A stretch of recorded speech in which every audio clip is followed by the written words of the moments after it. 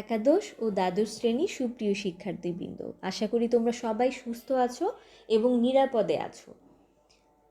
তোমাদের সবাইকে শুভকামনা জানিয়ে আমি আমার পরিণতি ও সুশাসন অনলাইন ক্লাসে তোমাদের স্বাগত জানাচ্ছি। তোমাদের সাথে আছি আমি সাকিনা আহমেদ, প্রভাষক রাষ্ট্রবিজ্ঞান বিভাগ, কর্ণফুলী সরকারি কলেজ, কাপ্তাই, রাঙামাটি, পার্বত্য জেলা। তো প্রিয় শিক্ষার্থীবৃন্দ, আমি আজকে পরিণতি ও সুশাসন দ্বিতীয় পত্রের প্রথম অধ্যায় থেকে একটা গুরুত্বপূর্ণ বিষয়, যেটা হচ্ছে 1906 সালে ভারতীয় মুসলিম লীগ বা নিখিল ভারত মুসলিম লীগ প্রতিষ্ঠার লক্ষ্য, উদ্দেশ্য, কার্যক্রম, পটভূমি, এগুলো নিয়ে আমি আজকে আলোচনা করব ক্লাসে। তো আশা করি তোমরা আমার ক্লাসের সাথে থাকবে। তো আমি মূল আলোচনায় চলে যাই। তো 1906 সালে যে নিখিল ভারত মুসলিম লীগ প্রতিষ্ঠিত হয়েছিল, তো এর যে পটভূমি ছিল সেটা নিয়ে আমি আলোচনা করব।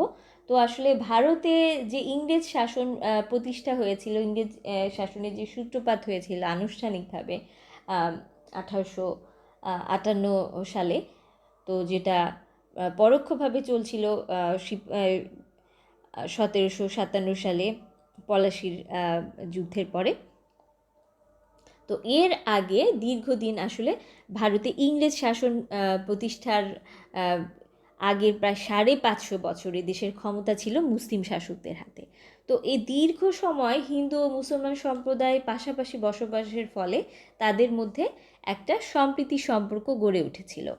তো ভারতের মুসলিম শাসকরা ছিলেন বহিরাগত, তবে তারা রাষ্ট্র পরিচালনার ক্ষেত্রে দেশীয় হিন্দু ও অভিজাত সম্প্রদায়ের সঙ্গে এক ধরনের অংশীদারিত্ব গড়ে তুলেছিলেন।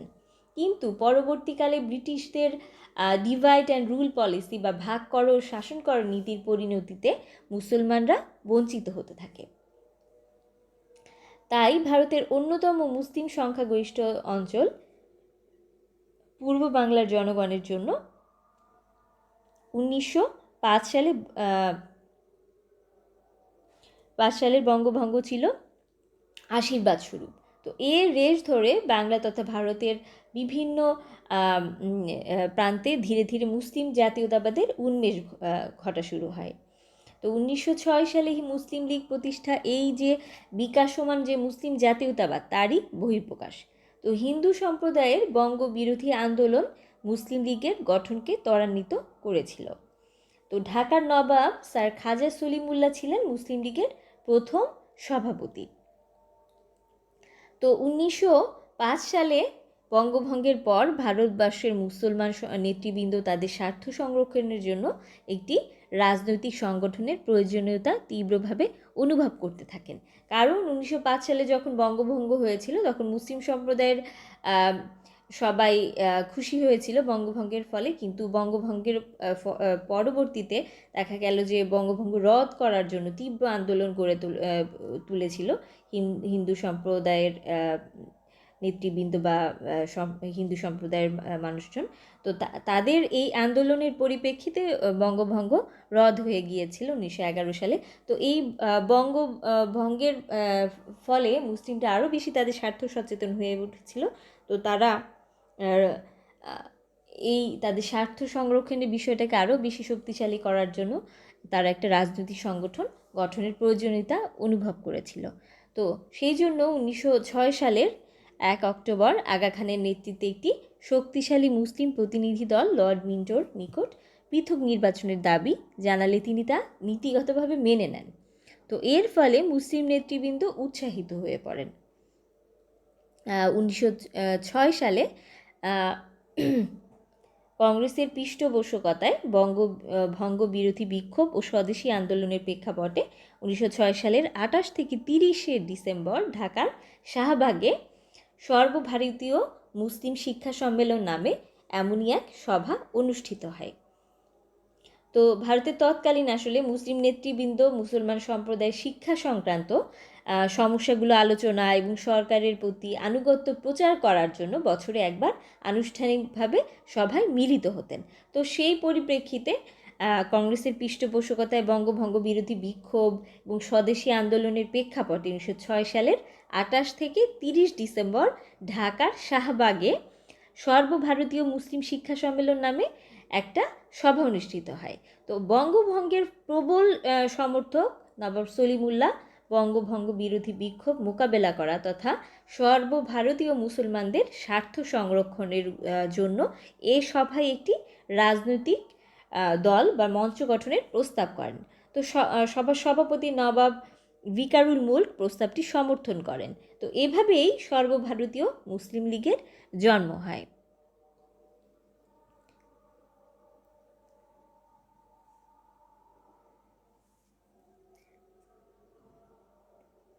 তো নবাব মুহসিন উল মুলক ও নবাব ভিকারুল মুলক মুসলিম লীগের যুগ্ম সম্পাদক নির্বাচিত হন। দলের গঠনতন্ত্র রচনার জন্য 60 জন সদস্য নিয়ে একটি সাময়িক সংসদ বা প্রভিশনাল কমিটি গঠিত হয়। এই সংসদকে 12 মাস সময় দেয়া হয়। এর সদর দপ্তর স্থাপন করা হয় উত্তরপ্রদেশের লখনৌতে। 1908 সালে দলীয় অধিবেশনে মুসলিম লীগের গঠনতন্ত্র অনুমোদন করা হয়।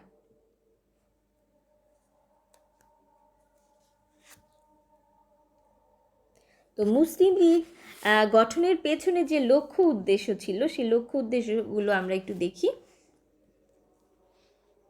তো মূলত 1906 সালে 30 ডিসেম্বর মুসলিম লীগের প্রতিষ্ঠার লগ্নে এই 3টি লক্ষ্য বা উদ্দেশ্যের কথা ঘোষণা করা হয়েছিল।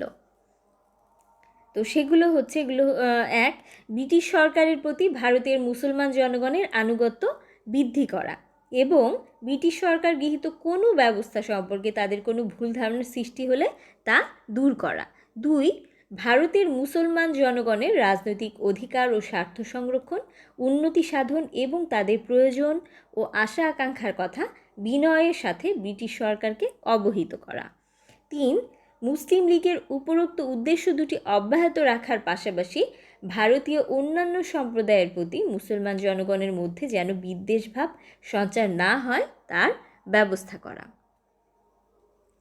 তো মুসলিম লীগের প্রতিষ্ঠাতাগণ ব্রিটিশ সাম্রাজ্যের স্থায়িত্ব নিরাপত্তার জন্য পূর্ণ সমর্থন জ্ঞাপন করেন। ব্রিটিশ রাজের প্রতি আনুগত্য বজায় রেখেই মুসলিম লীগ নেতাগণ মুসলমান সম্প্রদায়ের স্বার্থ রক্ষার জন্য সচেষ্ট হন। 1906 সালে মুসলিম লীগের জন্মের পর থেকে দীর্ঘদিন এই সংগঠনটি ব্রিটিশ রাজের অনুগত ছিল। দীর্ঘদিন ব্রিটিশ শাসকদের ধামাধরা জমিদার তালুকদাররা এই দলের নেতৃত্বে ছিলেন। তো মুসলিম লীগের যে কার্যক্রম ছিল গঠনের পরে, তো আমি কার্যক্রমগুলো একটু আলোচনা করি। তো যুগের দাবি অনুযায়ী 1906 সালে আসলে সর্বভারতীয় মুসলিম লীগ গঠিত হয়েছিল। তো 1906 সালে ব্রিটিশ ভারতে মুসলিম লীগ প্রতিষ্ঠা ছিল একটি গুরুত্বপূর্ণ ঘটনা, কেননা এটি ছিল সত্যিকার অর্থে এই উপমহাদেশে মুসলমানদের দ্বারা গঠিত সর্বপ্রথম একটি পূর্ণাঙ্গ রাজনৈতিক প্রতিষ্ঠান। তো বিভিন্ন আন্দোলন সংগ্রামের মধ্য দিয়ে এই সংগঠনটি পরবর্তীকালে ভারতের মুসলিমদের জন্য পৃথক রাষ্ট্র পাকিস্তান প্রতিষ্ঠায় মুখ্য ভূমিকা পালন করেছিল।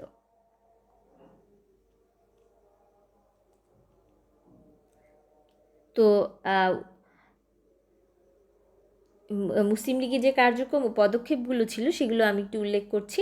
এক হচ্ছে ব্রিটিশ সরকারের নিকট দাবি দেওয়া ও আশা আকাঙ্ক্ষা তুলে ধরা। 1906 সালের পূর্বে মুসলমান জনগণ ছিল অসংগঠিত। তাদের চাওয়া পাওয়া ব্রিটিশ সরকারকে জানানোর জন্য কোনো সংগঠন বা প্ল্যাটফর্ম ছিল না। 1906 সালে মুসলিম লীগের জন্ম হলে রাজনৈতিক, অর্থনৈতিক ও প্রশাসনিক ক্ষেত্রে মুসলমান সম্প্রদায় তাদের চাওয়া পাওয়া আশা আকাঙ্ক্ষা ব্রিটিশ সরকারকে যথাসময়ে জানাতে সক্ষম হয়। 2, পৃথক নির্বাচনের দাবি। 1906 সালের 1 অক্টোবর মহামান্য আগা খানের নেতৃত্বে একটি মুসলিম প্রতিনিধি দল সিমলায় বড়লাট লর্ড মিন্টোর সাথে সাক্ষাৎ করে অন্যান্য দাবি দেওয়ার সাথে পৃথক নির্বাচন ব্যবস্থা প্রবর্তনের দাবি জানায়। ফলে 1909 সালের মলি মিন্টোর সংস্কার আইনে মুসলমানদের জন্য পৃথক নির্বাচন ব্যবস্থা প্রবর্তন করা হয়। এরপরে হচ্ছে 3 নাম্বার যে কার্যক্রম সেটা হচ্ছে দায়িত্বশীল সরকার প্রতিষ্ঠার লক্ষ্যে কংগ্রেসের সাথে ঐক্যবদ্ধ আন্দোলনে আগ্রহ প্রকাশ। কংগ্রেসের ব্রিটিশ বিরোধী স্বায়ত্তশাসন আন্দোলন ও দায়িত্বশীল সরকার প্রতিষ্ঠার আন্দোলনের প্রতি মৌলানা শওকত আলী, মৌলানা মোহাম্মদ আলী, মৌলানা আবুল কালাম আজাদ প্রমুখ প্রভাবশালী মুসলমানের আগ্রহ ও সমর্থন মুসলিম লীগকেও দায়িত্বশীল সরকার প্রতিষ্ঠার আন্দোলনে সক্রিয় হতে উদ্বুদ্ধ করে। এ সময়ে কংগ্রেস ও মুসলিম লীগ 1916 সালের 16 ডিসেম্বর নিজ নিজ দলের বার্ষিক অধিবেশন লখনৌ শহরে আহ্বান করে। উভয় দল লখনৌ চুক্তি প্রণয়ন করে ঐক্যবদ্ধভাবে স্বায়ত্তশাসন ও দায়িত্বশীল সরকার প্রতিষ্ঠার আন্দোলন চালিয়ে যেতে ঐক্যমত পোষণ করে। তো লখনৌ চুক্তি হিন্দু মুসলমান সম্প্রীতি ও সমঝোতার এক মহাসুযোগ সৃষ্টি করে। 4 জিন্নার 14 দফা ও মুসলমান জনগণের স্বার্থ রক্ষার একক প্রচেষ্টা। 1929 সালে প্রকাশিত নেহেরু রিপোর্টে মুসলমান জনগণের স্বার্থ উপেক্ষিত হয়েছে বলে মুসলিম লীগ দাবি করে। মুসলমান জনগণের স্বার্থ সংরক্ষণে এরপর মুসলিম লীগ একক প্রচেষ্টা গ্রহণ করে। মোহাম্মদ আলী জিন্না নেহেরু রিপোর্টের প্রতিবাদে মুসলিম লীগের পক্ষে তার নিজস্ব 14 দফা প্রস্তাব বা দাবি দেওয়া পেশ করেন।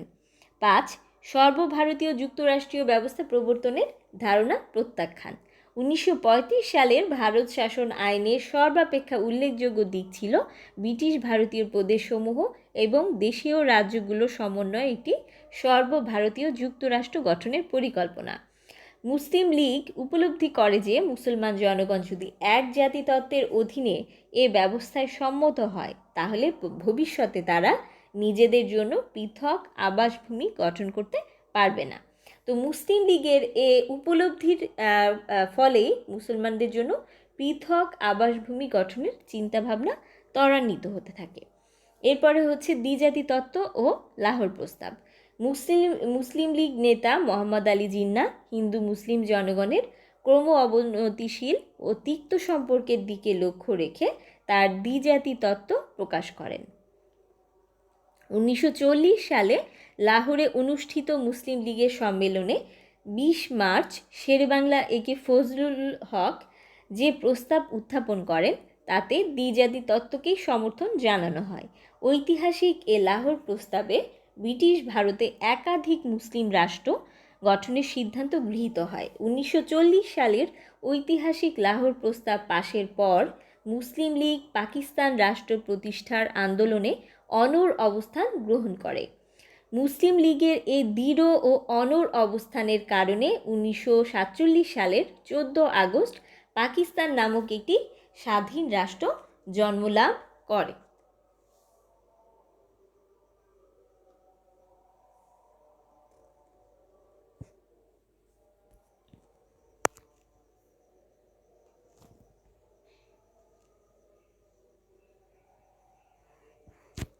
তো ভারতের মুসলমানদের আশা আকাঙ্ক্ষার প্রতিফলন ঘটানোর লক্ষ্য নিয়ে প্রতিষ্ঠিত হয়েছিল আসলে মুসলিম লীগ।